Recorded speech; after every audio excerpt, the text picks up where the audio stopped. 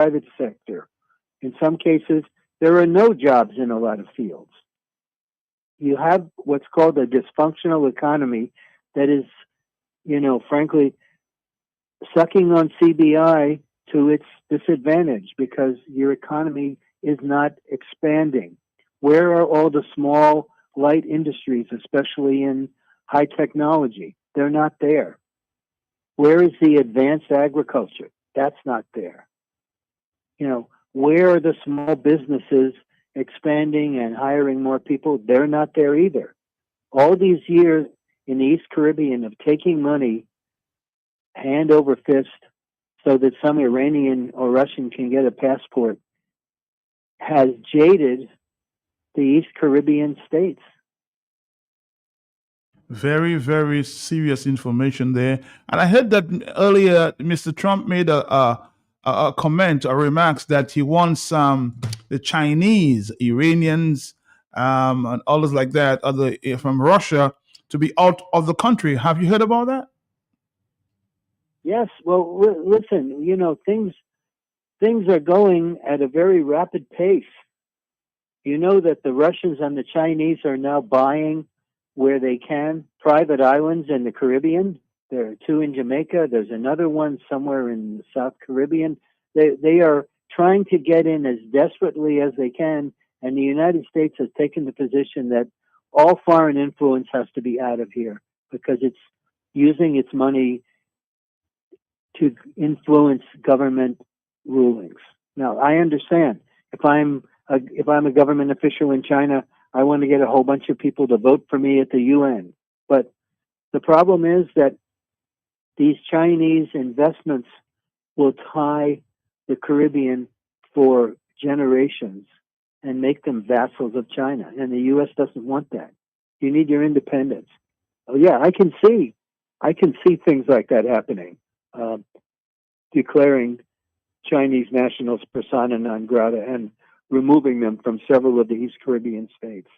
Because we now have a very important project in Dominica taking place. And as you said just earlier, Mr. Rijok, I mean, we might have to take a side as it relates to China or America. But what happens to this major infrastructure when the CBI is no more and Chinese has promised to complete this airport? What would happen in that instant? That's right. It wouldn't be the first infrastructure facility in the Caribbean to die an unnatural death. And these are all serious issues. And frankly, so long as you have the present government in Dominica, who likes to get his picture taken with Maduro, with the president of Russia and of China, the United States is probably going to take the position that, you're not an ally. You are an opponent. Remember, there's already a huge division in CARICOM itself between the nations allied with the U.S. and those allied with Maduro. I mean, it was just, what was it, yesterday? A bunch of politicians in Grenada publicly took Maduro's side against the United States. The man's a dictator. So things are going to get worse before they get better. And the only way that you can start thinking about changing things in Dominica is you're going to need a change of government. How that happens, I cannot say. All right, Mr. Rijok, thank you very much. Thank you as always, financial consultant, Mullen London consultant as well, on the line every day to, of course, most days to give us an update as to what is going on in those circles. At this time, I'm going to present a news conference of the United Workers' Party that took place earlier today. We started with the leader, Dr. Thompson Fontaine. Stick around. We're going to allow the 3 persons in the studio to, of course, expound on the DJ Slim presents issue of reconfirmation.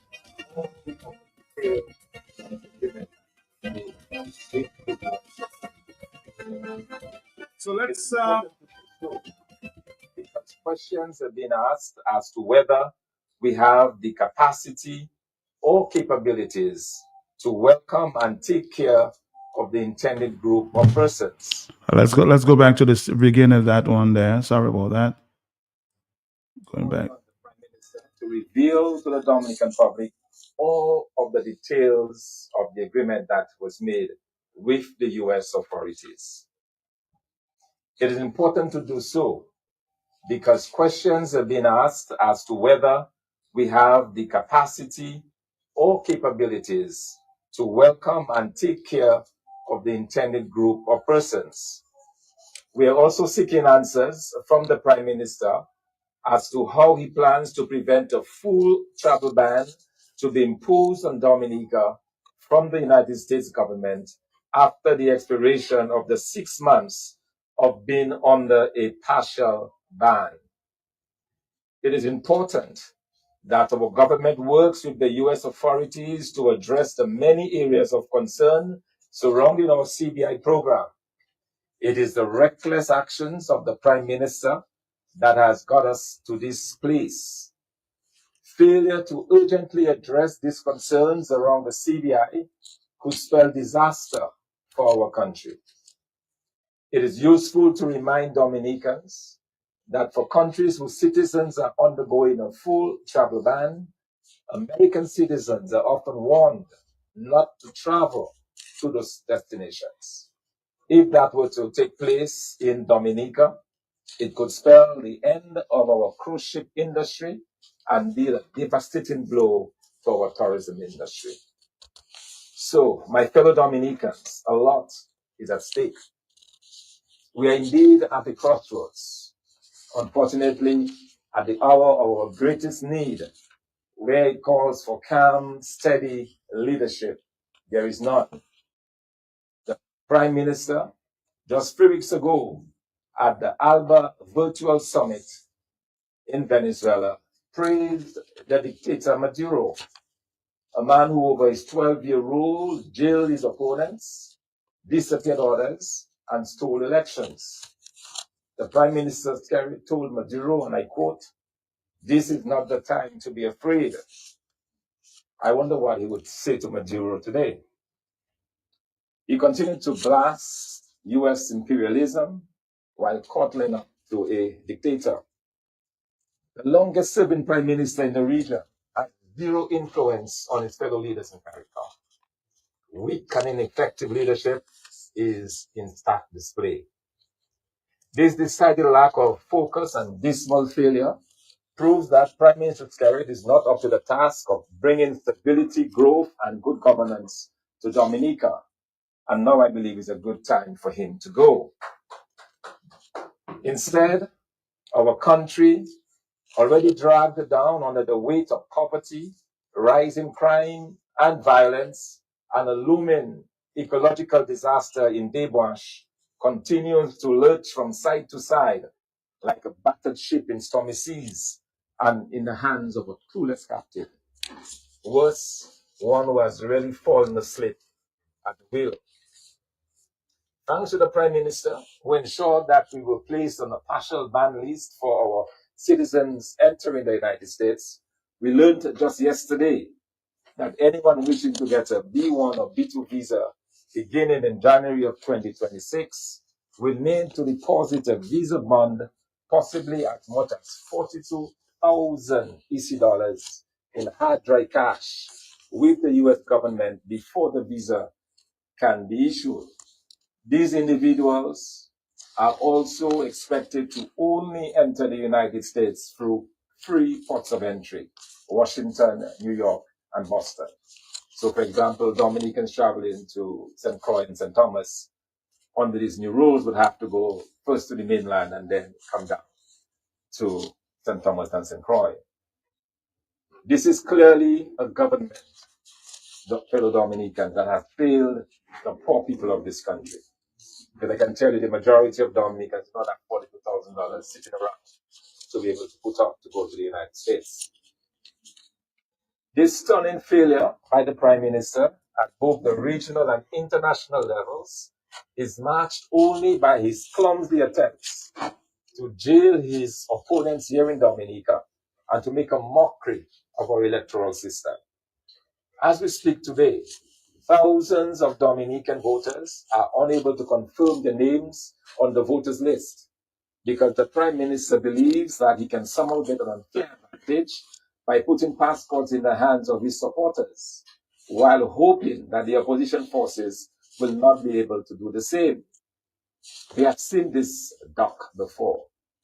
It's dressed up differently this time, not in the form of chartered flights from the US and that are bringing in mostly illegal voters to guarantee a win, but in preventing potentially thousands of voters from confirming. So it still quacks very much and moves and sways very much like a duck. This is a national crisis, and an urgent action is needed right now by the Electoral Commission to right this wrong. The Electoral Commission must reintroduce the birth certificates and picture IDs to allow for confirmation. They must also immediately restart the new registrations to allow the thousands of young people who have just turned 18 and who are anxious to get rid of this government to be able to register to vote in the next elections. So let us not continue to attract the world's attention to all of the wrong things. A dangerous CBI program, a malfunctioning electoral system, a wannabe dictator, I must say, because in his attempts to try to jail his opponents and behave very much like Maduro in Venezuela. We need to continue to demand good governance and demand that the institutions that have been set up to guarantee this good governance are operating in the best interest of the Dominican public. The government of Dominica, the Prime Minister, must stop his attempts to steal future elections.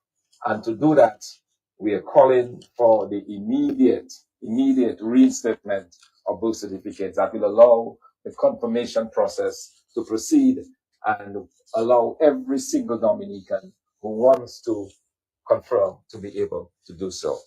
I want to thank you, and I open now for any questions that you may have.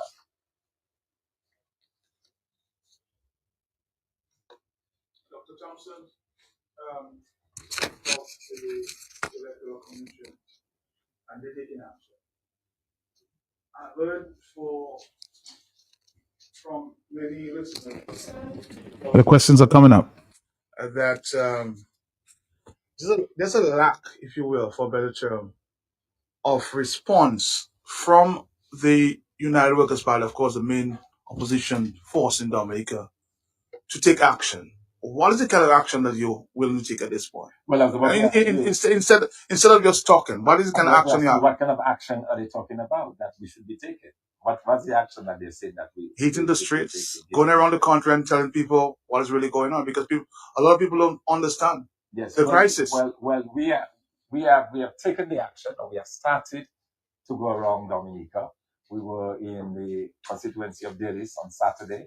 We'll continue with that this week in the village or in the constituency of St. Joseph, and every week after that we'll be in different areas of Dominica. We are also planning a major national rally on the 1st of February in Grand Fork, where we'll bring Dominicans from all over the island to Grand Fork and send a very strong message to the government of Dominica on those very same issues that we're addressing here this morning. The question of hitting of the streets, I know we have been there before. We've had people who call very loudly for that. In fact, the last time we tried that, I need to remind our listeners, was in March of 2019, when we were able to raise the resources, mobilize the people, and instead of thousands, we got a few hundred. So I suspect our people, they talk a very good talk sometimes, but at the end of the day, they need to show the action. We are prepared to lead, and when we do so, we hope that they will follow us. Okay? We are not ruling out any type of action, because we believe that these situations are very, very serious. The partial ban is a very serious one. The influx of persons we don't know from where to Dominica is also not a very serious one. And let me just say on that issue of persons coming into Dominica, we have seen that other countries that have accepted, for example, the Prime Minister of Antigua and Barbuda was very clear that his country can absorb these individuals. They have opportunities for them. We cannot say the same for Dominica. What are you going to do? Are they going to be working in Dominica? Where? What kind of jobs will be open up to them? Who are the people coming?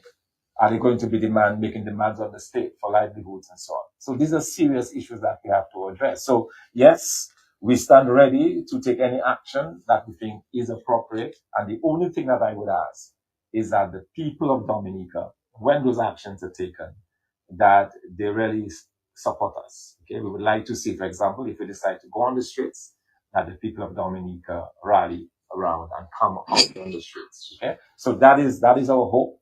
And like I said, we are prepared to do everything within our power and legally to ensure that the message goes out to this Prime Minister. And that's why we're working on all sorts of fronts. No matter what happens, at the end of the day, we must revert back to elections. And that is the reason why we keep insisting that the electoral process must be guaranteed. And the Electoral Commission must do its work to ensure that we have these clean voters list that will allow us to choose the government that we want. Recently, you announced, Mr. Thompson, Dr. Thompson, that you might be on your way to, or you will be on your way to Washington this month to meet with the necessary officials, if you will, to speak to the crisis, looking for answers. Are you still headed to Washington? Yes, Matt, I'm still working on that. We're in the process of getting some appointments sorted out. And as soon as that is done, I will do that. I think it's very important that we engage the U.S. government. I think it's very important, and I want to make it clear, not on behalf of the government of Dominica. We are not acting on behalf of the government of Dominica. We are acting as a responsible opposition that needs information that we're not getting from our Prime Minister. And I believe that we are in a position to be able to talk to the authorities in Washington to get the necessary information that we can then inform the Dominican public. I think that's very important. And also important for us is for us to be able to talk to the people of Dominica as to what is required, what exactly is going on, and the kind of action that we must take to remedy those situations. Another question, I don't want to be dominated, but another question to you, sir, is we've heard many calls for, at this stage, for the Prime Minister to step down or resign. Do you support this call? But yes, I think the Prime Minister has shown his inability to lead, especially at this time, because the country, like I said, is in crisis mode. Our people, after having this very long relationship with Canada, with the United Kingdom, with Ireland, with Norway, with the EU, all of that is going on the wayside. And there's a potential for tremendous hardship on the people of Dominica. He's mismanaged the CVI program after the infusion of literally billions of dollars from the sale of our passports. There is very little to show for it. Yes, there were a few apartments here and there. We are told that there is an airport being built from this, but there are questions around that. So there is very little to show for it. And especially now, the program appears to be on its way out. And we see very little. So we see a prime minister who's failed after 25 years, as I said. I mean, after 25 years, you don't even command the respect of your fellow leaders in the country. That speaks a lot. That speaks a lot. You should be able now, given the length of time you're there, that when you speak, all of the region listens. That's not the case. No one listens to the prime minister. And increasingly, he's losing support there within his country. So I think it's really time for him to consider that. I think after 20 years, he does show every sign of being tired. And Matthew, you saw him. I'm sure you saw his body language at the press conference. That is not a man that is confident, no longer confident. That's not a man that is self-assured and cocky as he used to be in previous press conferences. So something clearly has changed. And the question to the Dominican public is what? What exactly is happening now? And so these are answers I believe that the Dominican public should know. And that's the reason why we believe by reaching out ourselves to the American authorities, we can get some of those answers. You speak specifically of the Prime Minister. What about the members? Because the other members of cabinet, his government seem to be very silent. What is your take on that, though? Well, the problem is that what has happened is that the cabinet of the Prime Minister has not been allowed to function as a cabinet. In the sense that you don't hear who is the Minister of Agriculture. I don't even know who the Minister of Agriculture is, right, because I don't hear him speak on matters of agriculture. I don't hear the Foreign Affairs Minister address the issues that are going on. I don't hear the Minister of Health. To be quite honest, I mean, I say that, but I honestly couldn't even quote Mr. Wright, because I have not heard him. So the fact of the matter is, this current cabinet has not spoken as responsible or independent persons within their own areas. The Prime Minister speaks on behalf of everybody, of all of his ministers, and that has weakened them to the point where they have very little voice. Even to the point where the Prime Minister can change them tomorrow and nobody will miss them, which is what he's done in the past. He brings you on, he dispatches you, and nobody said, "Oh, but where is that minister? He was so good in his ministry. I wish he was there." You don't hear that, because they effectively have been neutralized in this cabinet. Now, let me make it clear: a cabinet under my leadership will not be run the same way. I will empower the ministers to do their work. I want the Minister of Agriculture to be the authority when it comes to matters of dealing with agriculture. I want the Minister of Health and Housing and whatever to be the authority to address those issues and to speak with the full authority and guidance and support of me as the leader. So, it's a different style of leadership. It's a different style of leadership. I mean, trying to burden yourself with all of these responsibilities has not worked. It has been a one-man show up and down this country. It has clearly not worked. And see where that has brought us, to a place where, Dominica is a laughing stock. Imagine 5 Caribbean countries with CBI programs. Some of them are as bad in terms of the residency and everything else, the vetting, as us. And yet Dominica is the one that is suffering. So that should tell you a lot. So I believe that people need to understand that the blame for where we are today is clearly at the feet of the Prime Minister of Dominica. He must take the responsibility. Dr. Thompson, I want to go back to the issue of, the refugees and, of course, CBI and the reasons why we are facing that visa ban. What is your take as to why you glossed over it a little minute ago? Why is Dominica and Antigua? Why do you think we are the countries being faced with this issue? But, well, anything I can see now is pure speculation, and as I said, it's important for us to hear directly from the U.S. authorities. It is pure speculation, but it does appear to have more to do with the broader geopolitics of the region and the influences that we see throughout the region. Because if you look at what Dominica and Antigua and Barbuda has in common, outside of St. Lucia and St. Kitts and Nevis, it's really the alliance, if you like, for the Chinese. And it is worthy of note that the United States government just today, is demanding that the Venezuelan government dismiss, or, as they say, kick out, the term that the US government have used, kick out the Chinese and the Russians and the Iranians and the Cubans out of their country. We've seen, for example, that in Antigua and Barbuda, which faces a similar problem than us, the Prime Minister has already moved to remove the Cubans out of his country. And you have to ask yourself, is something similar going to happen here in Dominica? So it does appear it has more to do than just the CBI program itself, but certainly some geopolitical considerations. So you think we are caught between the devil and the blue sea at this time? Do you think at some point we'll have to face the reality, maybe China or America? But it's quite possible. It is possible.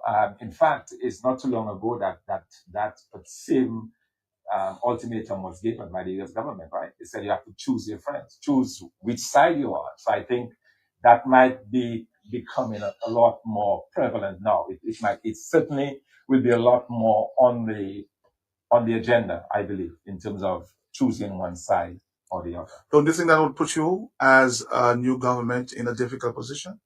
But at the end of the day, I believe every government should be given a right to exercise its own sovereignty and be able to decide who its friends are. I think in the world of politics, we really should not necessarily be taking sides. It's important that what should drive our foreign policy agenda is what is best for our country. I think that's what we have to place at the center of any decisions that we take. And that's the reason why I have said repeatedly that United Workers' Party Team Dominica government will when dealing with the Chinese, for example, will ensure that any contracts that the Chinese may hold has to have some guarantees for our local population. We have to ensure that any type of contracts, any type of relationship that is built with any country, that at the heart of this is the interest of the Dominican Republic. And we have not seen that with this government, unfortunately. We have seen contracts where foreigners are brought in from Thailand, from St. Lucia, from Jamaica, everywhere else but Dominica. Our young men are sitting on the roadside whilst young men from other countries are getting employment here in Dominica. So this is a very strange and messed up policy that this government has adopted, because it is bringing increasing hardships on our country. So at the end of the day, yes, we might have the project, but we do not reap the benefits of those projects. And so that is something that we will change. And one way of doing that is to ensure that whatever relationship that you build, that is built up, it is built on this principle that our country comes first. It means, Mr. Fontaine, that our very major international airport being, of course, talked about by the Prime Minister may be in jeopardy. It means that CBI is closing down, as you say, you entering a precipice. But the coming from China, I mean, that's going to be a very difficult decision to make. Well, but I hope for the sake of the country that the project is completed. I think it's a good project for our country. I would like to see I would like to see this in place. In fact, I was just talking a few days ago. I was talking to a gentleman in Florida about the possibility of tomatoes, of producing tomatoes for the market, for the export market there in Florida. This is a very big distributor of tomatoes. And one of the things that we talked about is the availability of transportation and an international airport to Lake. We cannot send tomatoes via boat, right? It has to go by cargo plane. So we need an international airport for the development of our agriculture sector, for the development of our tourism product. And so I hope that this project is completed. The Prime Minister has said repeatedly that the money is coming from the CBI program. I am hoping and expecting that this money has been set aside. After all, we have sold enough passports in the past to have this money put aside. In fact, he even when when he reported in Parliament that there was a fund, an airport fund, money was being put into it. So I would expect that this money is there and available to complete works at the airport. Yeah, Dr. Fontaine, good morning. Good morning. We'll come back to that a little later there. Once we're taking a break and come back, Dominica. Taking a break. DJ Slim presents Shrink with Intent, the ultimate white solid headphones party, Volume 2. Volume 2. Featuring Dominica's finest, DJ Snow, Selector Irma, DJ Red, DJ Flip the Boss, DJ Day, Miguel Labadie, DJ Ati, and DJ Slim after party with Willa's YouTube sensation, DJ Style, Your Barbie Faithy, and Dominica's world touring DJ MJ. It's all going down on the Realm, January 17th from 9 p.m. Admission, early bird $60, tier 2 for $80, and tier 3 $100. Tickets sold at Cozy Corner or online at ticketball.com. Drink with Intent, the ultimate all-white solid headwood party volume 2. It's gonna be crazy. This event is sponsored by Belfast Estate, PB Rock, Dominic Authority, Southern Lakes Hotel, Big W, Research IGA, Milwaukee, Pirates Limited, Serrano, Hennessy, Malibu, KFC, DJ Median, K-Bits, Vibes Radio, Humble Visual, Masterfan, Magnum Tonic Wine, Chef Ali, GBA Enterprises, Bounty Rum, Chimman's Reserve, DDA Styles Travel, The Rel, Cozy Corner, The Vibe, High Garden Limited, Mika's Courtyard, Mika Henderson Inc., One Temps Bar and Grill. Whoa! It's all about Calypso quarterfinals on Saturday, 17th January 2026 at 8:30 p.m. at the Faction Valley Road. 32 Calypsonians backed up by the Swingsters Band. Early bird tickets is only $30 online at Eventbrite. General admission $50. Sitting $60. VIP $100. Don't forget the date, January 17th, 2026 at 8:30 p.m. It's all about Calypso, Calypso, Calypso. Calypso quarterfinals sponsored by Flo Dominica, Josephine Gabriel, Topita Water, Coca-Cola, Henneken Beer, Discover Dominica Authority, John the Bay, Tomlet, Fresh Market, Do It Center, BB Rum, Big Edge, Perky's Pizza, ICWI, Vibian TV, Kyrie FM, BBS Radio. Radio, Vibes Radio, and QFM. There's something you got to be there. DJ Slim presents Drink with Intent, the ultimate white silent headphones party, Volume 2, featuring Dominica's finest, DJ Snow, Selector Irma, DJ Ren, DJ Flip the Boss, DJ Day, Mika Labadee, DJ Ati, and DJ Slim after party with Aunt Willa's YouTube sensation, DJ Style. Your Barbie Faithy and Dominica's World Touring DJ MJ. It's all going down on the Realm, January 17th from 9 p.m. Admission, early bird $60, tier 2 $80, and tier 3 $100. Tickets sold at Cozy Corner or online at ticketball.com. Drink with Intent, the ultimate all-white solid headwood party volume 2. It's gonna be crazy. This event is sponsored by Belfast Estate, in Rome, Discover Dominica Authority, Someplace Hotel, Big W, Research IGA, Milwaukee, Pirates Limited, Serrano, Hennessy, Malibu, KFC, DJ Median, K-Bits, Vibes Radio, Humble Visual, Master Fan, Magnum Tonic Wine, Chef Ali, GBA Enterprises, Bounty Rum, Chimman's Reserve, DDA Styles Travel, The Rel, Cozy Corner, The Vibe, High Garden Limited, Mika's Courtyard, Mika Henderson Inc., One Temps Bar and Grill.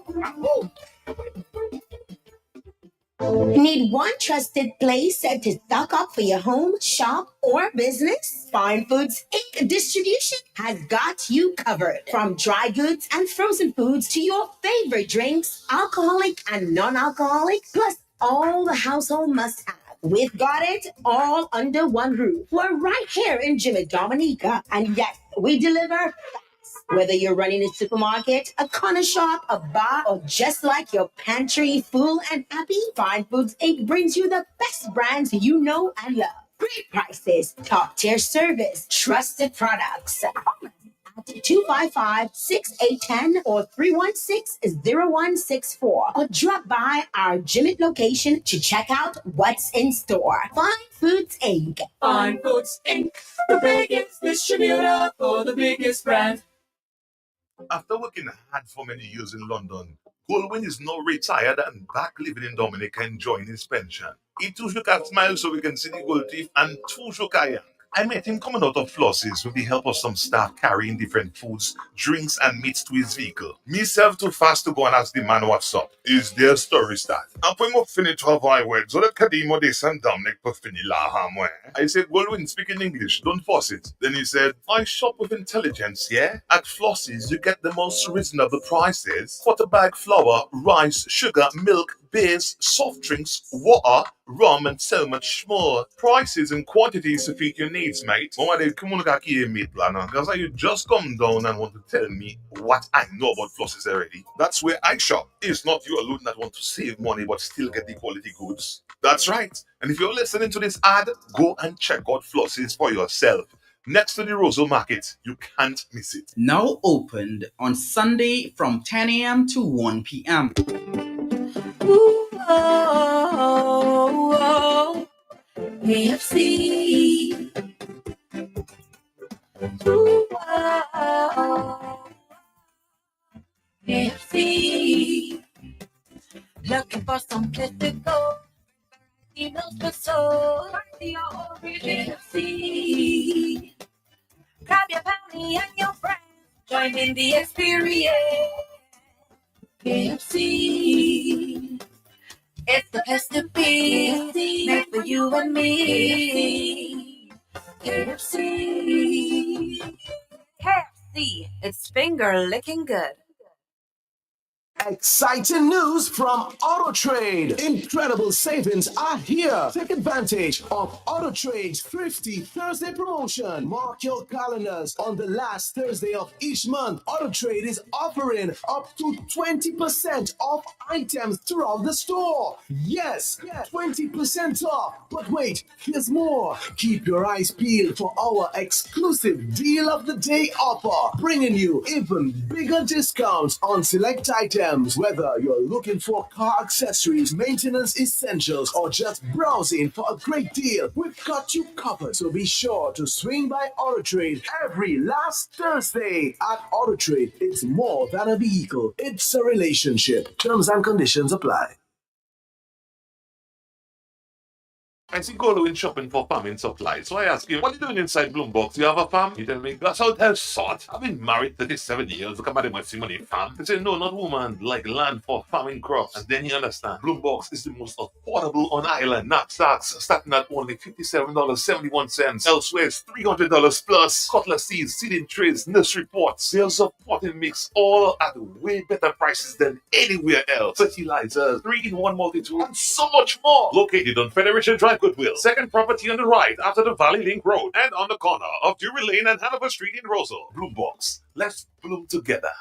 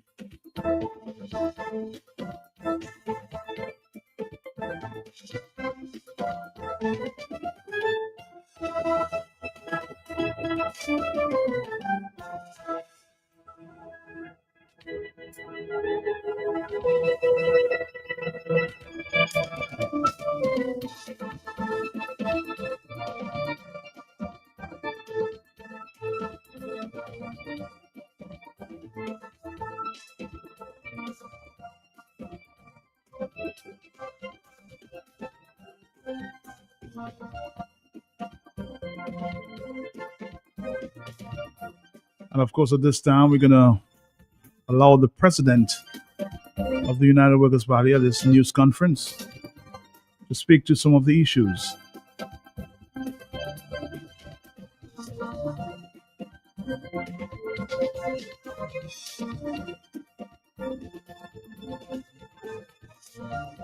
For these very interesting questions, many questions, I must say, and thank you for the answer. I would also, in closing, like to join my political leader in asking for the resignation of the Prime Minister.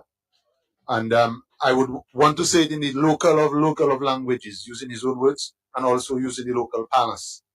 Gangsters don't switch, and gangsters don't snitch. World bosses don't snitch, and world bosses don't switch.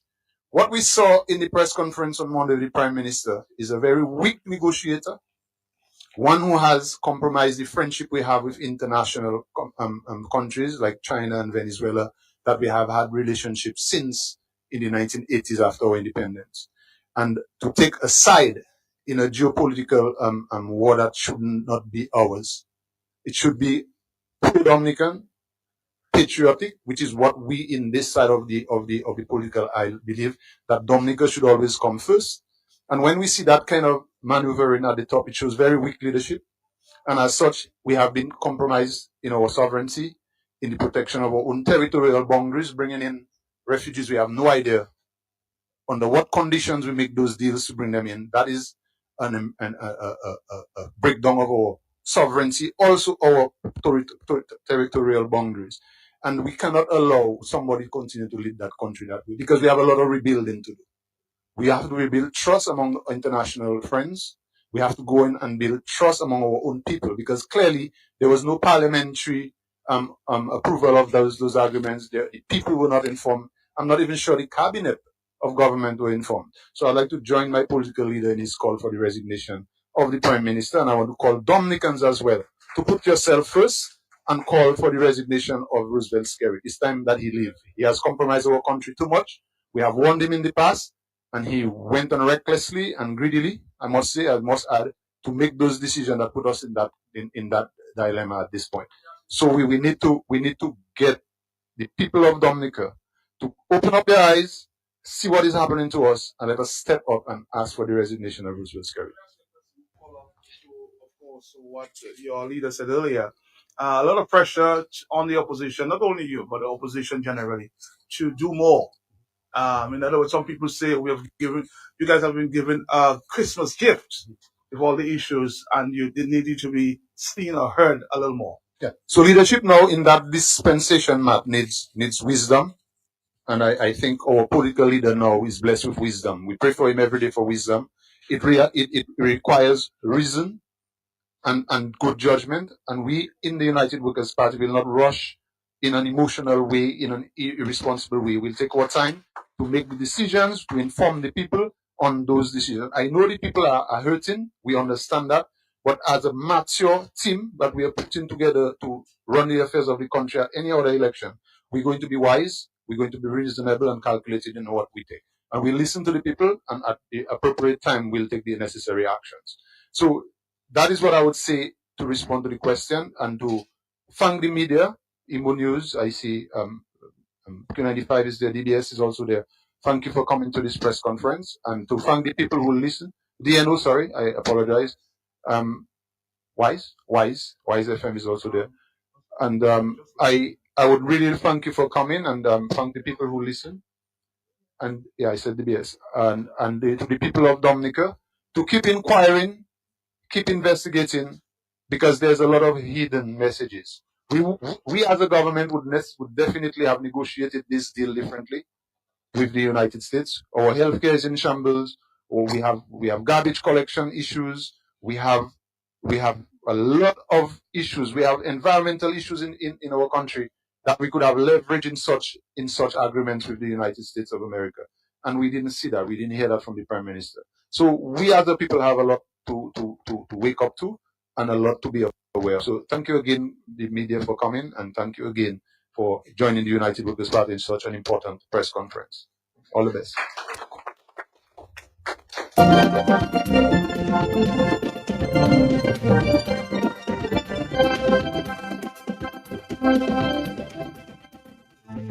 Dominica, very interesting now.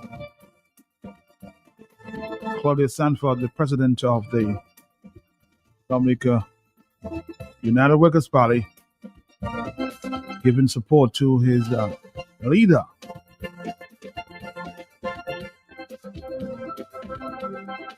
Before we take a phone calls, I want to repeat an exclusive interview with Ms. Sherman Bick out of the Antigua News that she did with the Prime Minister of Antigua, Mr. Gaston Brown,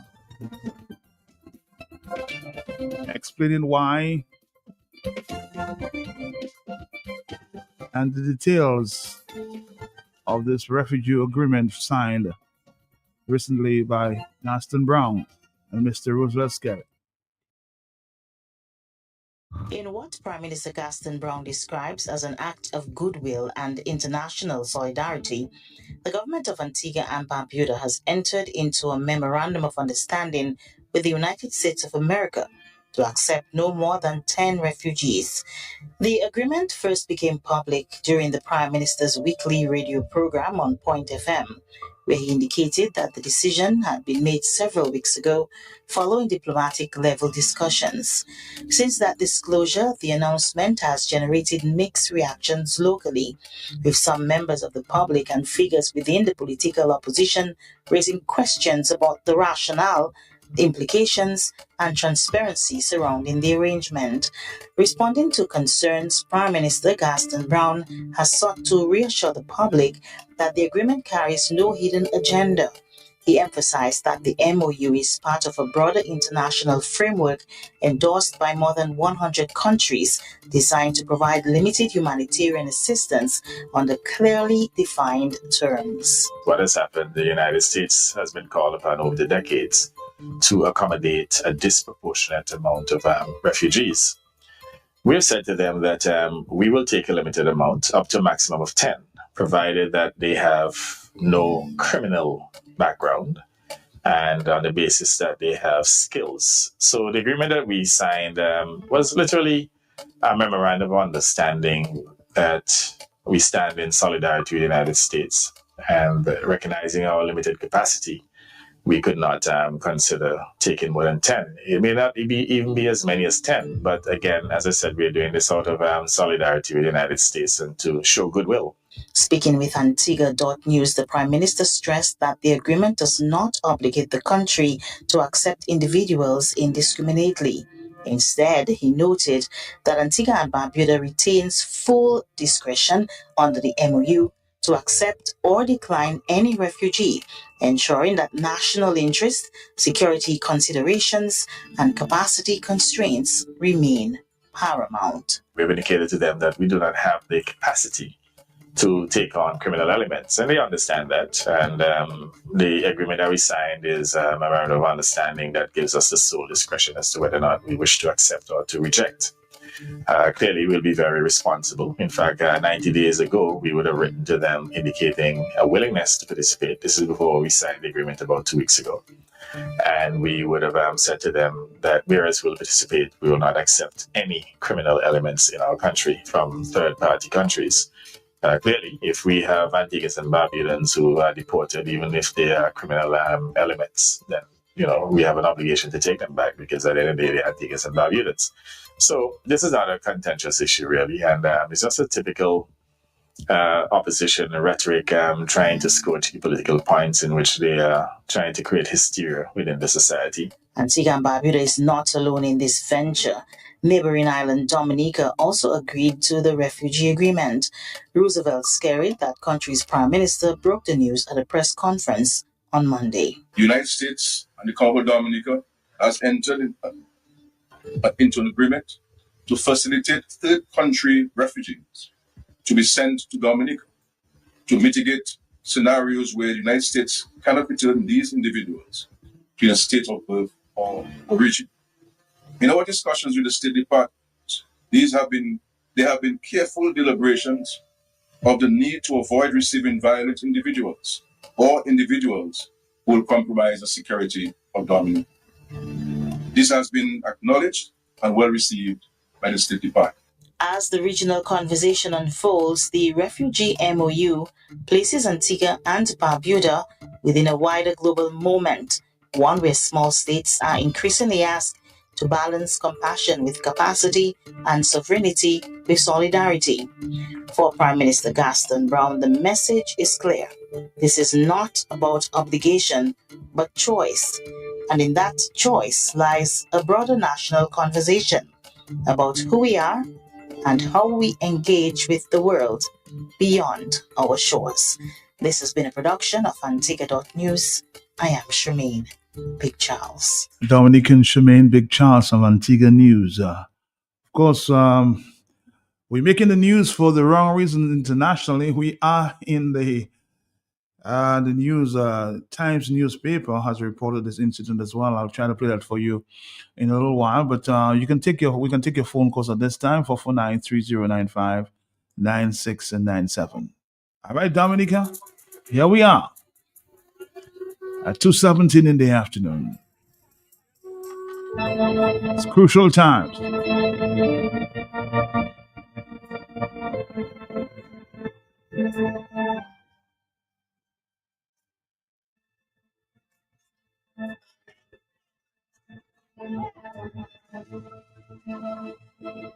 And I take note of the new visa applicants can only enter the United States from, I know that 3 countries, but I can just remember for now 2. So you need to go to Boston or New York. So if you're flying to St. Croix now or St. Thomas, you need to go first to Boston and maybe fly back down or New York. Making things very, very difficult. On the telephone, hello, talk to me, yes? Oh yes, Matt. Very difficult because I've done those routes. I've not leave states and go to centers, but it's difficult. Very, very difficult. I would leave New York and go up to Boston for a week. Leave Boston and go down to Tampa for a week. But that is plenty different Matt, you know Roosevelt Skerrit has not done nothing good for Dominica. All he did was destroy the country. Destroying a country like that. First was you destroy agriculture, plus others. And now that is what you are doing to Dominicans. I'm watching to see if I live to see the next election. Let me see stupid Dominicans vote that man in again. Too cool. Thank you.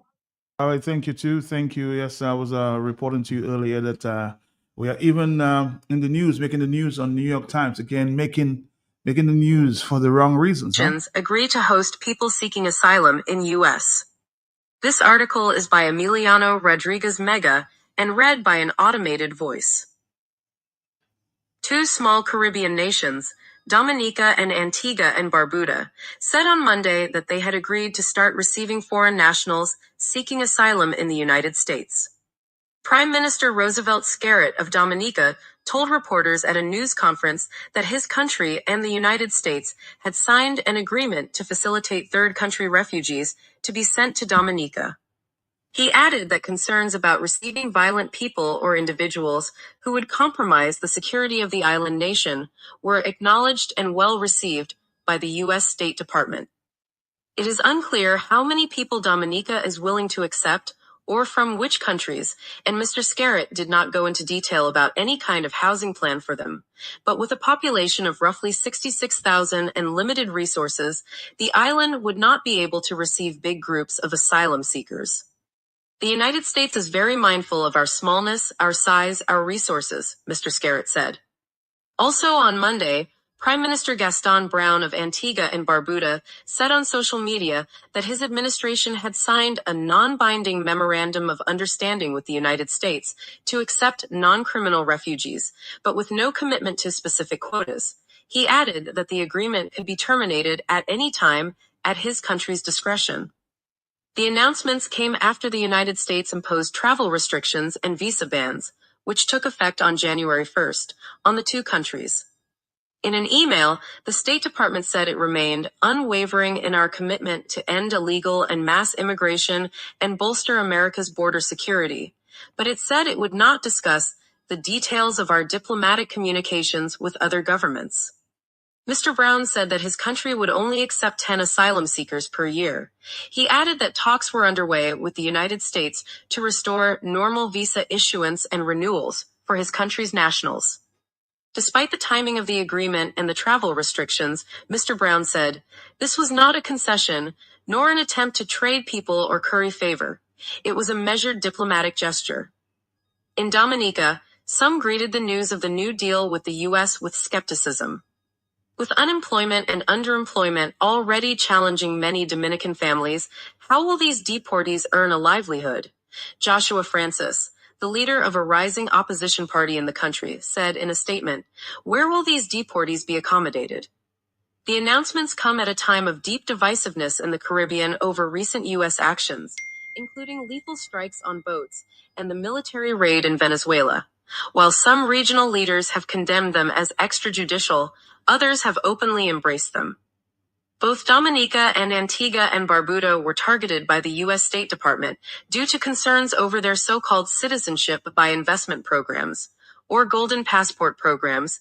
Through these programs, wealthy individuals can acquire citizenship for a cost, with minimum investments ranging from $200,000 to $250,000, according to Immigrant Invest, a consulting company on Caribbean citizenship programs.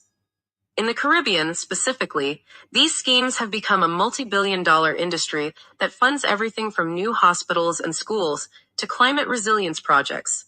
But they have prompted concerns over transparency, corruption, and local inflation and housing shortages.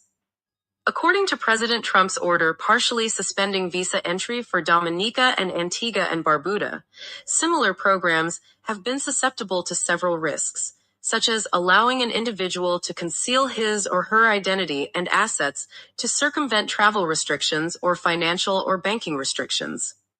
In 2023, a transnational investigation led by the Organized Crime and Corruption Reporting Project found that Dominica had sold citizenship to thousands of people, including a Turkish millionaire convicted of fraud, Saddam Hussein's top nuclear scientist and a former Afghan spy master. This is Nick Kristoff. All right, Dominica. Making the news, as I said, for the wrong reasons, huh?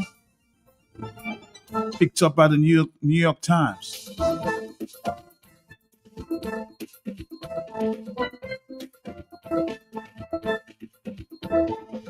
Don't say. We have not warned you for many years. Hello, talk to me on the telephone, yes. Not just for you to sleep, you have to take 10 Valium. Valium, yes. Valium. That is true now. They say since after my zero cannot sleep. Anyway, Matt, let me say something. Matt, you know me. And those who don't know me, if you don't know me by now, you will never know me. Matt, I listened to the press conference. Claudius, I love you. I respect you as a friend and as an indigenous man. Matt, I have saying nothing is better than anything else, or no one is better than anyone else. Everyone is as good as themselves. Everyone within the time, space, and existence serves their purpose. You can be older. You can be wiser than, but never think you're better than. And what happened then within the opposition, UWP, it merited the actions that took place. And now we're in a better dispensation for us to be more effective. I am not saying wisdom is not merited in that predicament. We are at the crossroads. Dr. Fontaine, stop talking about the failures of UWP then or the perceived failures. The time is right now for success, my brother. So you see that talk about, oh, you have done it then and put the resources together. Now maybe all you need less resources, but I'm saying more. Because we need triple K, we need CK, we need, why did they map? How did they signal when they go in signal? Signal 1. Signal when you're reversing or going forward? Signal band. Signal band. Matt, you hear the new song out there? Yes, I. Every day is a what? Matt, another something. That's great. We need high grade. We need alcohol. And we need transportation because Dominicans are poorer than a popo. Matt, I am just saying many things there. The so-called international airport, Matt, we say is our passport money. Matt, recently there you heard the Chinese ambassador claiming they are the ones that are building the airport for us, Matt. Mm-hmm. Did you hear that, Matt? Yep. Matt, it's an illegal construction because there was no EIA. Claiming one thing about Dominica passport money and the Chinese saying something else. So there is nothing about a proper procedure or measures that were taken to build that Chinese base they call in an international airport. Matt, I spoke to a geologist. I talked to a friend who have a friend, Matt, that is an engineer. And his company have built airports. He's from St. Joe, he visited lately. He went up and tell me, watch that, and he checked in, but where the airport is going, where they're going to build the airport. Because his friend came down to Dominica, he's not Dominican, and went up and watched the site, Matt. So, Matt, all these dirty little games, and I will say that in conclusion, my friend. Matt, when Pierre Charles and Rosie Douglas, Matt, I am still quite suspicious about the quick succession of their demise, Matt. Because remember, under Pierre Charles' administration, Skerritt secretly took off and went to Barbados and met with the Chinese premier as a junior minister under the Pierre Charles or in the Pierre Charles administration. They said Pierre Charles did not want to fire him because, it was how they call it, a coalition, Matt? A collision? Mm-hmm. A coalition. And it was labor and freedom, and he did not want to ruffle feathers. Skerritt might cross the floor. They say he and Vince always wanted to cross the floor. Matt, that boy break diplomatic relations with Taiwan in an instant. There was a check of how much millions of dollars. They said the ink was not even dry. When he went at the back of Taiwan and form diplomatic relations with China. Not you seeing the trend? Not when you're dealing with a juvenile, delinquent, puerile, inexperienced, insane, delusional creature. That's what you will get, my boys, with toys. And now, all what the US is doing, not, if you meet a crab and you just step on it, you take the crab out of its misery, man. Can you imagine you take the crab, you put it in a barrel, and every day you're breaking a piece of it, the pinchers, breaking a little piece of the thing, taking a nail punch a hole in it back. And that's what the US is doing to those idiots that talking about we are too skilled for that Gaston mustache Hitler brown paper bag. Talking his foolishness like as if they're so sophisticated, greater than Europe and America in sophistication. They will take us apart, Matt. Piece by piece by piece, like they take my toes. I'm at 1, 2, 3, and they start to go. So don't worry with them, Matt. Let them think. And you Dominicans who think nothing good can come from Roosevelt's carrot, keep dreaming. And Matt, in conclusion, Matt, I want you to set up like the other day when you were asking for some credit to be given to them if they have done something good. What was the word you were looking for, Matt? To give them a little credit or something like that. Matt, ask every caller of yours, do you think the Prime Minister should resign? Or just say, every caller that called, tell me if it's yes or no. Skerrit have to resign, Matt. The man destroy the country. Thank you. Thank you very much. Somebody's asking, Matt, how is it possible that when there are no direct flights to Boston or New York, well, you can go through Antigua, definitely, and I'm not talking about direct men into New York. You can take a flight to St. Lucia and go to New York directly. So you can use that route, or you go to Antigua, or you can go to St. Martin and take a flight to New York or Boston. That you can do. Both flights from Dominica this time to Newark Airport is, if you're using the other airline.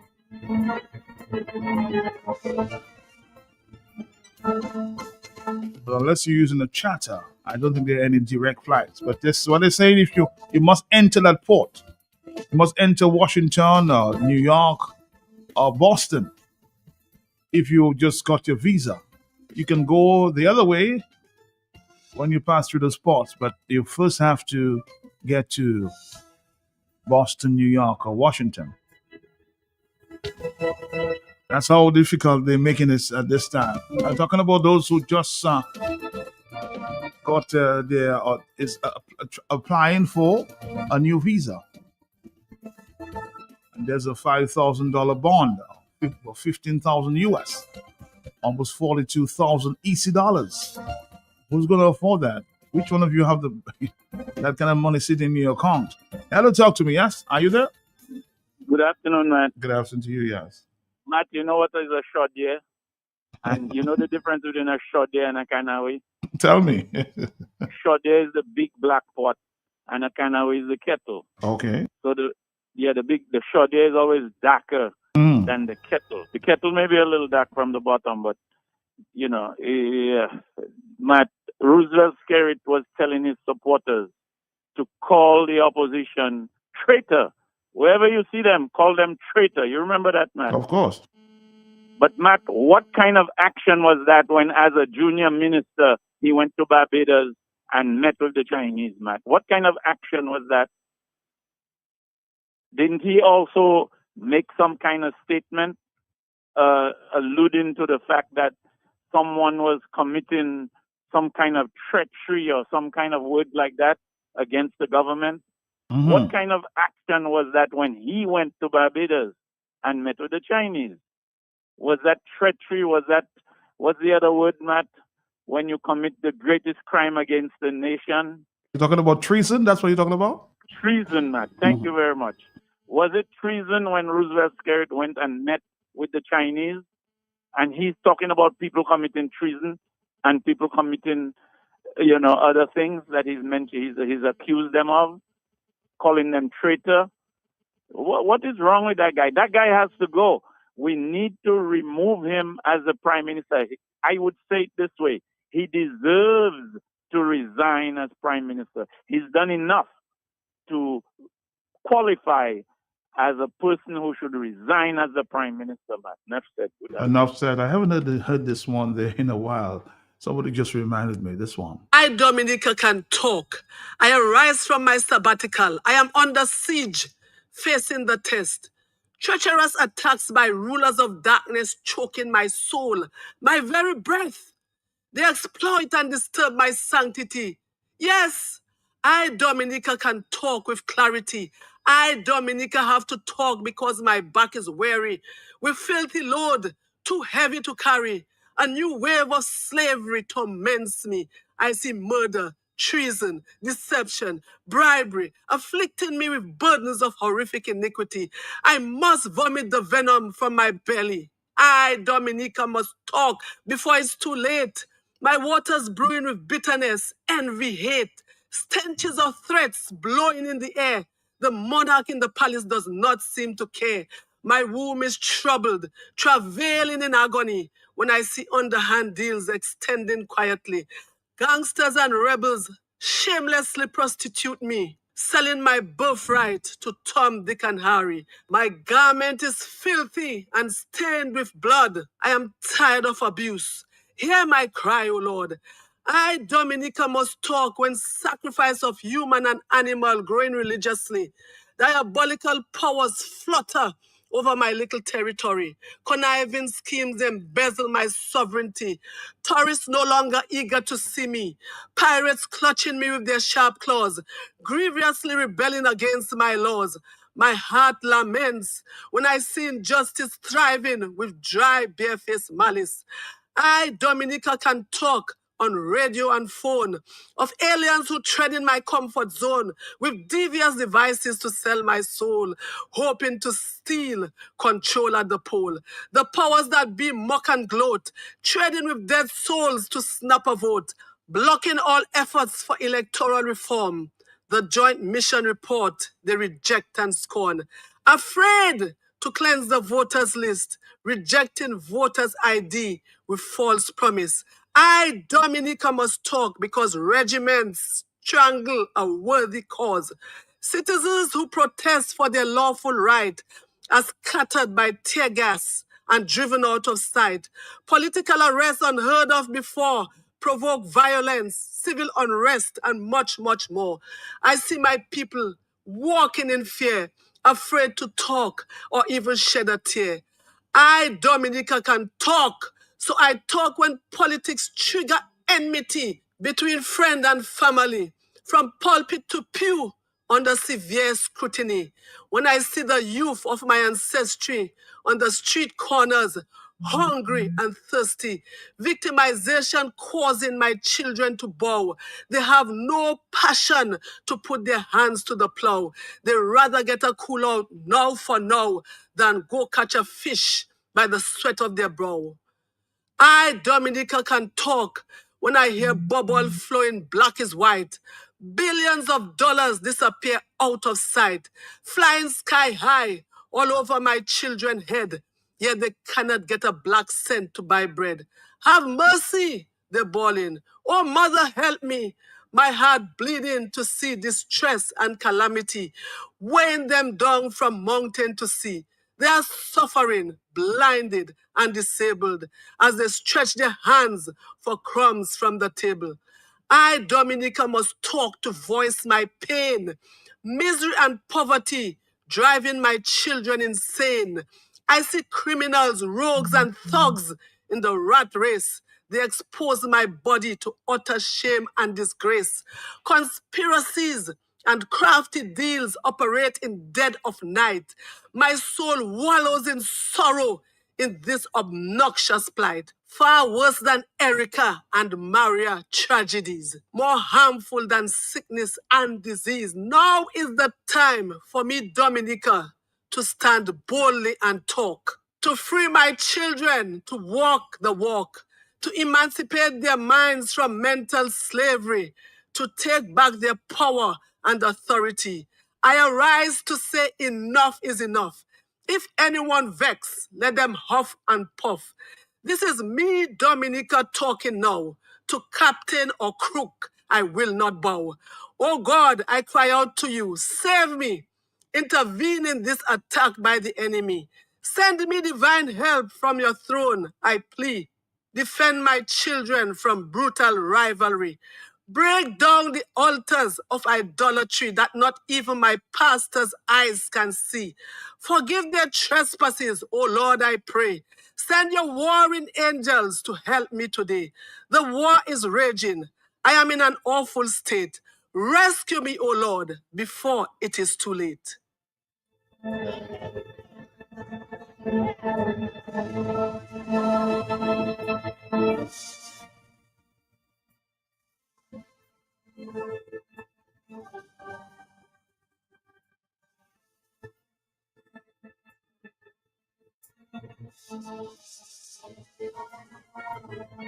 Say it loud, say it clear.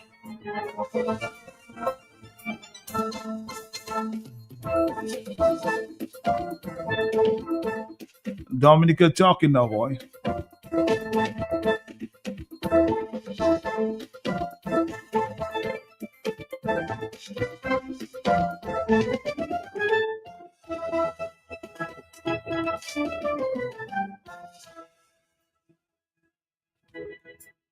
Amen to that poem, right?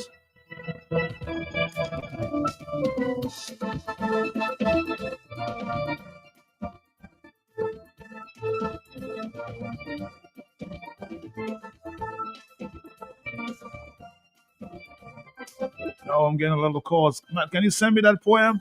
Hello, talk to me. Yes, talk to me. Yes. Not yes, Dominica can talk. Thompson, all you need to put that on board. Take that on board and everything else. Do some brainstorming. Set up some think tanks, Thompson. And why is his name Claudius and Ronald and all of you? Boss, this is not time to cower. I'm not telling people to go and send stones and go and fight before they hear me talk about to fight them. This is war. And I'm not talking about the guns and ammunition, and they are on their side, but we should not be afraid. Matt, we have to stand up if we allow Skerrit to take Dominica deeper with the Chinese, Matt. Matt, we know the devil. The deep blue sea, the depth varies. And I rather run to the devil than I run to the unknown. And China is the deep blue sea, Matt. Don't worry, you know. Forget about blessings. Take care.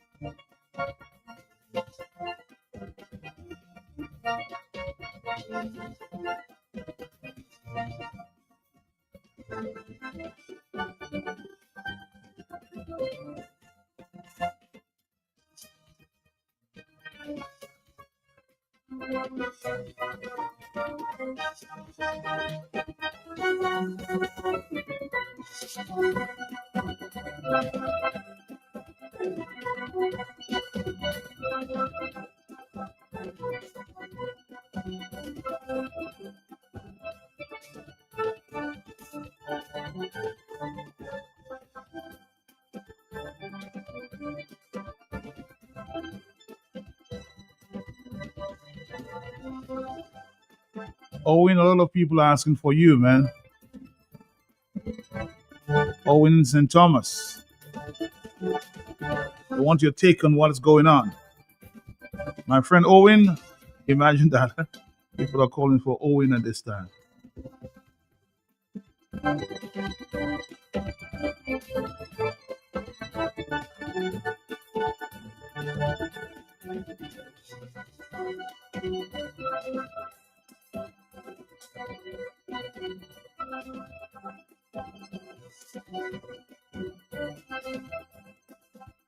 Hello, good afternoon to you on the telephone 243. Yes, are you there? Hello? Yes, How my are, friend. how are you, Mark my friend? How are you? Felty. Mr. Alvin Thomas, how are you doing? Not bad, man, Matt. How you doing? Happy New Year to you. Happy New Year to you too. Yes, yes. Wish you and the staff at Q and the rest of Dominica Happy New Year. Although it looked like our New Year have started off in a very tumultuous times, I must say, in Dominica. And question remains, how do we move from where we are to a better place? So tell me what's your Are you view. there? Yes, I'm saying, well, tell me what's your view on what's going on. Well, Matt, I think the situation, how should I put it, is a little more complicated than what is just being seen or said on the surface. And if we look at, first of all, the matter as it pertains to visa restrictions, yes, that's a matter. We have a restriction on Dominica that's going to be there for the next 90 days or so, I believe.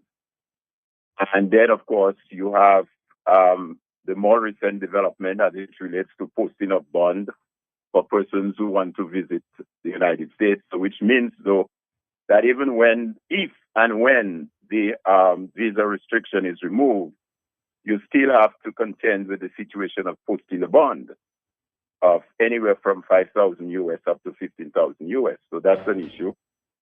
And then, of course, more recently, you had a situation whereby the Prime Minister disclosed Dominica's agreement with the US to accept refugee/deportees. And I think that is important, though, Matt. We must not use that word or this interchangeably, meaning that a refugee is not the same as a deportee. And even for purposes of UN Convention and legislation, they are two completely different categories of persons. A refugee, and that has been mentioned and explained over the last 2 days on your program, is someone who flees his country for fear of, and not just fear, well-founded fear of persecution, either because of race, religion, nationality, membership of a particular social group, or political opinion. So that's considered a refugee. And that person would seek asylum in a particular country. So they are forced to flee. And they are protected under international law. And one such provision that comes to mind is the 1951 UN Convention relating to the status of refugee. And there's also a 1967 protocol, UN. And that defines clearly who is a refugee, the rights of refugee, the obligations, because these individuals have certain rights and obligations when they are in other countries. Now, you have what is called now a deportee. And a deportee is a person who has been formally removed from a country by that country's authority, usually due to immigration violations or criminal conviction, either or. And therefore, their removal is involuntary. They have no choice. They appear before the judge says, well, look, you are a risk to society, you have violated your immigration status, and we're going to have you deported out of the country. They are often returned to their countries of citizenship. And it needs to be noted that they are not protected as refugees under the asylum claim or the UN Refugee Convention. So that is a complete different category. So I think first and foremost, the Prime Minister has to be very specific and say to the Dominican people, are we taking in deportees or are we taking in refugees? Because the conventions, the laws, the legislation does not apply equally to these categories of persons. You also have what might be referred to as migrants. Migrants are persons who move from one country to another, primarily for economic, educational, family, or personal reasons. And their movement is generally voluntarily. They're not fleeing persecution. and they're generally governed mainly by the national immigration laws and not again refugees laws. So, for example, we have a number of Haitians who migrated to Dominica. And most of them, one might say, came for economic reason, economic migrants or labor, came for work or student or family. So these are considered migrants. So they are three complete different categories. So we must not now confuse the people by saying we are accepting refugees, because if you accept a refugee, the way in which you treat with this individual is completely different if you accept a deportee. And if, therefore, we're going to accept deportees, meaning that persons that the United States, does not want into their country, the questions remain, therefore, do we have in place the necessary institutional framework and structure to deal with that? I heard the Prime Minister mention that he had discussion with the U.S. and that some of his decisions are decisions that he unilaterally takes. He does not deal or consult with his cabinet, which is very unfortunate, because one would have expected that in dealing with a matter as important as this, that certain other persons in his cabinet would have had some sort of say and input on the matter, namely your Ministry of Foreign Affairs, in terms of diplomatic aspect of that, your Ministry of Legal Affairs. Maybe we should have heard from the Attorney General or the Prime Minister himself through the Attorney General what legal framework has been put in place to deal with such a situation as it relates to either, as I said, refugees or deportees. What about your immigration minister, the immigration division? What sort of operational implementation that are in place to deal with that? Social services. What about your social services department and ministry? I mean, how reinforced are they to handle an influx of either refugees or deportees? So it seems to me that in taking such a decision, there has to be a holistic approach to it. I heard my friend Joshua Francis mention the absence of legislation. One would have expected that there would have been some discussion in the parliament on this matter as well. None of that took place. But let me just say to you, Matt, all of what I've just said and all of what has been in the discussion over the last couple of days, and I heard Blessing sort of alluded earlier, has to do with a much broader geopolitical framework. I think that is where this thing has to be placed. And yes, the CBI is a certain aspect of that, because that was mentioned in the president's proclamation. The fact that these two countries, Antigua and Dominica, were given visa restriction had to do with the manner in which they manage their CBI programs. But Matt, let us not forget a few things. One, we had the creation of ALBA. And ALBA was founded in 2004 by Venezuela, Hugo Chavez, and Cuba, Fidel Castro. That was in 2004.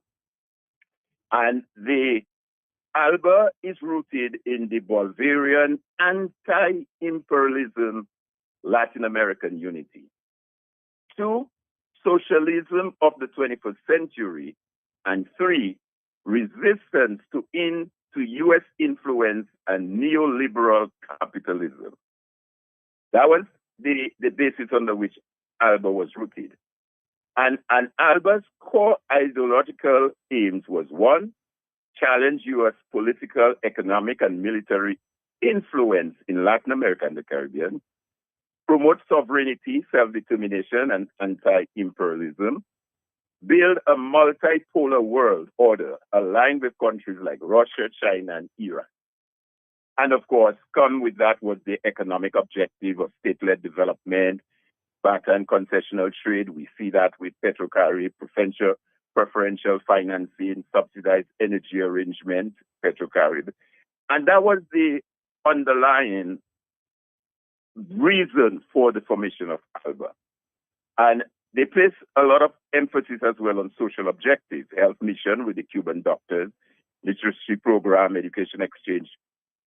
And interestingly, when ALBA was formed, the first country within the OES to join and become a member of ALBA was Dominica in 2008, okay, under Prime Minister Roosevelt. In 2009, we saw St. Vincent and the Grenadines came on board under Raul Gonzalez in 2009. Then we saw Antigua came on board under PM Baldwin Spencer. And then we saw Grenada in 2009 as well under PM Tillman Thomas. And St. Lucia in 2013 under PM Kenny Anthony. St. Kitts is not a member. Montreal is not a member. Anguilla, of course, is a UK territories, as well as British Virgin Islands. And the other islands in the wider CARICOM are not members. So that is ALBA. We heard also that when the Venezuela Maduro allegedly won the last general election, Prime Minister Kerry was the first person to congratulate him. And said that, you know, we must recognize the Venezuelan government and no other country should question the validity of the elections and all of that. So we know of the relationship here. But let me also say to you, Mark, there was an article published on the 1st of May in 2024 in the Newsweek article. And it was done by a senior reporter on international affairs and investigations by the name of D.D.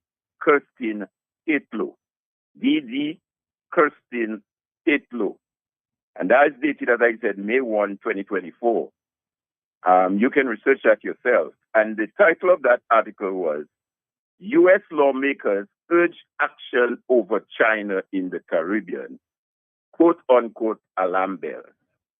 That's the caption of the article. And let me just refer to you very briefly, one or two sections in there. It says there the United States must do more to block fast-growing Chinese influence in the Caribbean, in Latin America. Two prominent members of Congress told Newsweek after its report on China's extensive involvement on the island of Antigua. And he's quoting there, quoting one of the representatives. The alarm bells are ringing over China's increased presence in our hemisphere. And that's a quote coming from the representative Mike Waltz. He's a Republican in Florida, a member of the Armed Services, Foreign Affairs, and the Select Committee on Intelligence, told the Newsweek by email. China's push into strategically important regions through diplomacy, loans, grants, and investments pose economic and security challenges for the U.S., and it should be met in kind. That is quoted by Raja Krishnamurthy. Raja Krishnamurthy is a Democrat from Illinois who is also a member of the Armed Services, Foreign Affairs, and the Select Committee on Intelligence. And he told the Newsweek that was his response to that interview with the Newsweek. Krishnamurthy is the ranking member of the Select Committee on Strategic Competition between the United States and the Chinese Communist Party, as well a member of the House Permanent Select Committee on Intelligence and the Committee on Oversight and Accountability. So here you have two representatives, one a Republican, one a Democrat, taking a position as it relates to China's influence. The members of Congress were responded to reporting by Newsweek that documented the signing of a private deal in January for a new Chinese special economic zone with exceptional privileges, a new airline to serve the zone, and a clutch of new agreements including one of Antigua's officials to study Chinese leader Jinping's thought on governance, and another for China to help rebuild Antigua's water piping system.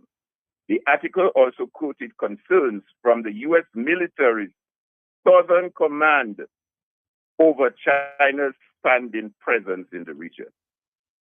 That's in 2024. And here's what further that then of course the Prime Minister of Antigua, the Antiguan government of Prime Minister Gaston Brong has said that there is no cause for concern at the deepening relationship between Antigua and China. A spokesperson for the Chinese embassies in Antigua, Pang Quing Dui, said China's cooperation with Antigua was in the interest of the Antiguan people. But here it is. I think it was Crispin, Ambassador Crispin was on your program, and I think I heard Simeon Joseph made reference to it about the Monroe Doctrine. Okay? Are you there, Matt? I'm right here. We have to wrap up in a minute, but I'm right here. Yes. Okay. So yeah, let me just wrap up because I think we need to put that in perspective and not deal with it in an isolated manner. Wolf, who, as I said, is a Democrat on the armed services, he said we need a new Monroe Doctrine that specifically looks to block the economic and military influence of China. Okay? Those were coming from that representative. But in addition to that, Matt, let me say to you that there is a representative with a Democrat in the Virgin Island legislature. She represents the Virgin Islands. She's a Democrat, a representative. Stacey Plaskett. She issued a warning back in 2023, and her concerns and the heading of her warning was guarding our backyard, China's influence in the Caribbean. And she talks about that as well. So it should not come as any surprise to us that what is taking place between Antigua and Dominica and the U.S. bringing down the harm on those two countries should come as a surprise. Rest assured as well, Mark, in Dominica's own situation, we have a number of issues that can be raised. One, electoral reform, the question about elections and the way that's been managed. Two, the dismantling of the IPO. We had an IPO that was responsible for looking and ensuring that corruptions and persons in public office, that was dismantled. So nobody can investigate and look into how public officers acquire assets, earn monies and stuff like that. We had that situation. Three, when the Prime Minister visited, there was a team that visited Washington back, I think it was in 23 or 24, somewhere about there. And Mark Rubio raised the question with our Dominica delegation. Why was it that an American company was not given the opportunity to bid on the airport project? That the project is being undertaken, a project of that magnitude is being undertaken solely by Chinese. Where is the transparency and accountability? Those were raised. So I'm saying all of this to say, Matt, we must not look at this in isolation and say, well, suddenly the Americans just got up and placed a restriction on visa and bond payment and all this thing. It's a culmination of things. It's a culmination of what the Americans considered corruption, too much of an influence in the region. I haven't even mentioned the fact that we had close to 1,000 Americans here in Ross University that just disappeared. The Ross just left, and nobody seemed to pay any attention to that. An institution that was contributing somewhere in the region of 20-30% of GDP thereabouts. That's true. Why? Suddenly that we did not want to have such a big presence of Americans on the island. So this is where we are today. And the question I guess we all need to ask ourselves as Dominicans, both at home and abroad, is one, how did we get there? And I try to give a picture as to how I think we got there, but more importantly, how we get out of there. What do we do now as Dominicans to get out of there? And I will just simply end out by saying it's like having a bigger company. The company is failing, it has failed, it has lost, not making profit. And therefore, what do? Do we continue and allow the company to shut down, or do we change the management of that company? Bring in a new CEO, bring in a new board of directors, and change the direction of that company. I think that's where we are. All right, caller. I'm all full here this afternoon, but of course, I appreciate the perspective on how we got here today. Just received some news that a young man's body was discovered somewhere in the Mount Prosper area. Unconfirmed reports indicated it may have been a suicide. We'll find out more information because he's been missing for a little while, and his body was just discovered this morning. That's all I can report at this time. And somebody's saying, Matt, can you please play that poem before you go? One more time. Dominica, can talk. Dominica, can arise talk. from my sabbatical. I am under siege, facing the test. Treacherous attacks by rulers of darkness choking my soul, my very breath. They exploit and disturb my sanctity. Yes, I, Dominica, can talk with clarity. I, Dominica, have to talk because my back is weary. With filthy load, too heavy to carry. A new wave of slavery torments me. I see murder, treason, deception, bribery, afflicting me with burdens of horrific iniquity. I must vomit the venom from my belly. I, Dominica, must talk before it's too late. My waters brewing with bitterness, envy, hate, stenches of threats blowing in the air. The monarch in the palace does not seem to care. My womb is troubled, travailing in agony when I see underhand deals extending quietly. Gangsters and rebels shamelessly prostitute me, selling my birthright to Tom, Dick, and Harry. My garment is filthy and stained with blood. I am tired of abuse. Hear my cry, O Lord. I, Dominica, must talk when sacrifice of human and animal growing religiously. Diabolical powers flood over my little territory. Conniving schemes embezzle my sovereignty. Tourists no longer eager to see me. Pirates clutching me with their sharp claws. Grievously rebelling against my laws. My heart laments when I see injustice thriving with dry, barefaced malice. I, Dominica, can talk on radio and phone of aliens who tread in my comfort zone with devious devices to sell my soul, hoping to steal control at the pole.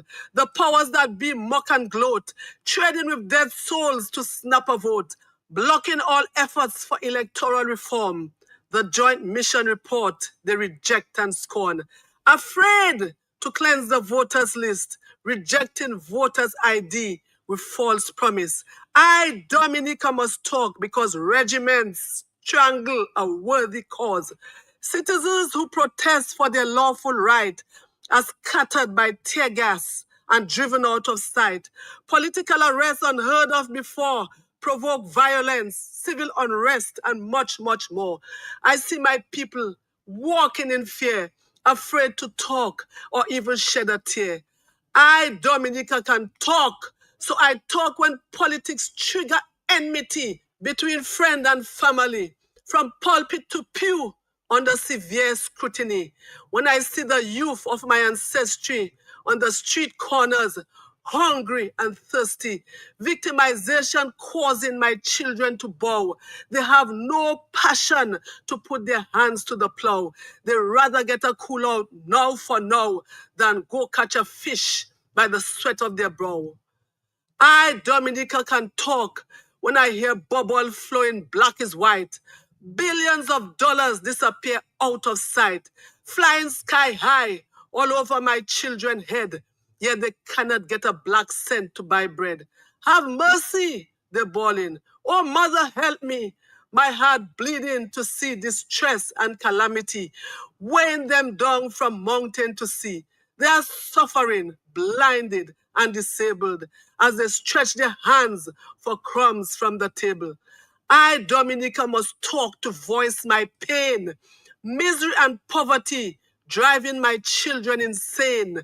I see criminals, rogues, and thugs in the rat race. They expose my body to utter shame and disgrace. Conspiracies and crafty deals operate in dead of night. My soul wallows in sorrow in this obnoxious plight. Far worse than Erica and Maria tragedies, more harmful than sickness and disease. Now is the time for me, Dominica, to stand boldly and talk, to free my children to walk the walk, to emancipate their minds from mental slavery, to take back their power and authority. I arise to say enough is enough.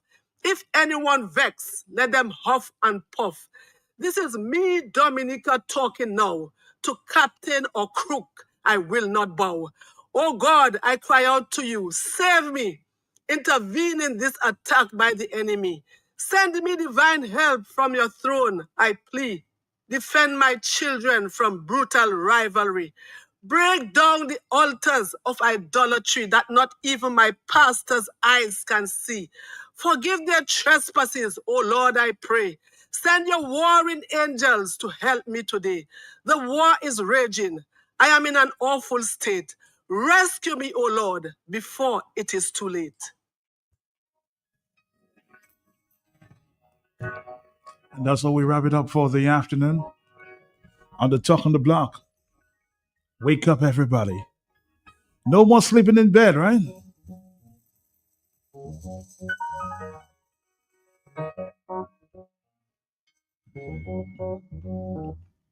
We'll be back if God is willing tomorrow on the hot seat.